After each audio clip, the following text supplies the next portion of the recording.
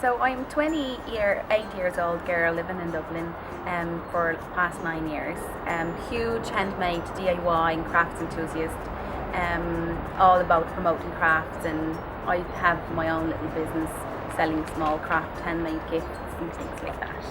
Yeah, crafting was always a big part of me and my family because my mom was seamstress and my mother-in-law was seamstress, so we were always crafting and sewing and doing things up. And whenever I needed something for school or we had to get curtains for the house, they would always do it and I would watch them doing it, so I got involved in that as well.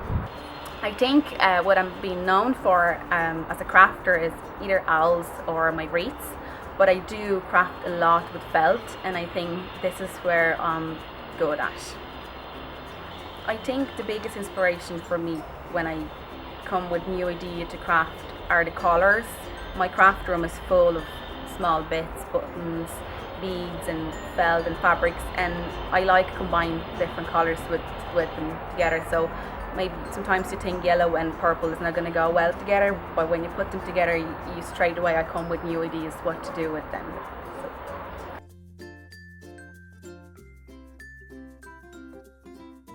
Crafting is definitely my passion and hobby, and then it slowly becomes my full-time job as well now, I can say.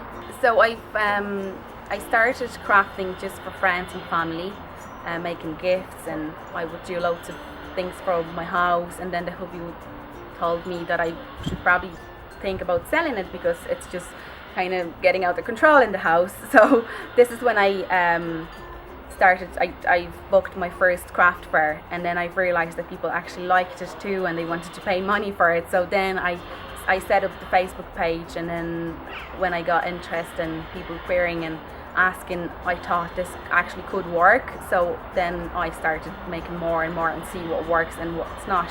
So now after nearly 2 years, I can see what's popular, what people like. Guidecentral is a great platform for DIYers because it not only lets you promote yourself among other people, but you also get to know other makers who are from different parts of the world, and they can do different things. They use different materials, and you get inspired by them as well. So it's both. It's promotion and it's also inspiration. I love being a part of Maker program because it's like a little motivation for you as well. Whenever I come up with a new idea and I upload it, it gives me the extra boost of making a little extra money, so I know at the end of that I'm going to buy another crafting stuff. It's not all about the money, but it just makes me a little bit more happier and motivated if I know I'm going to buy something that I might not necessarily need, but I'll have great fun playing with it. I actually made money really quickly with Guidecentral, and I bought loads of crafty bits from Amazon, and actually a big part of the voucher I got went towards a machine to cut out my felt and paper, which was probably the most expensive tool I've ever got for my crafting. So crafting is a massive part of my everyday. Like, it doesn't matter if it's Saturday or Sunday or Monday. I don't even know sometimes if it's Monday or Friday. I get up and the first thing I do after breakfast with the little guy, I craft. And then when he naps, I craft. And then we go for a walk, or we do lunch, or we play together, and then I go back to crafting. And then when he's in bed in the evening, then I go back to crafting again. I just can't stop. And if you have passion and if you hear people saying that they have no time for their passion, if they like reading or cycling, whatever, this is not the true passion. If you say you have no time, this is what I think. If you really love doing something, you will always find time to do it, even if it means that your house is going to be in bits. As it is in my case. So that's the hardest part of being a crafter, when you're a mom and you're a wife and you have to keep balance between all these three. So I'm ending up with big mess in the house, but everybody's happy because crafting is making me happy, little boy is happy, so that's all that matters. And then I get the hubby to clean the house, which is not always perfect, but it works. So the Crafty Mummies blog about DIY crafts and handmade.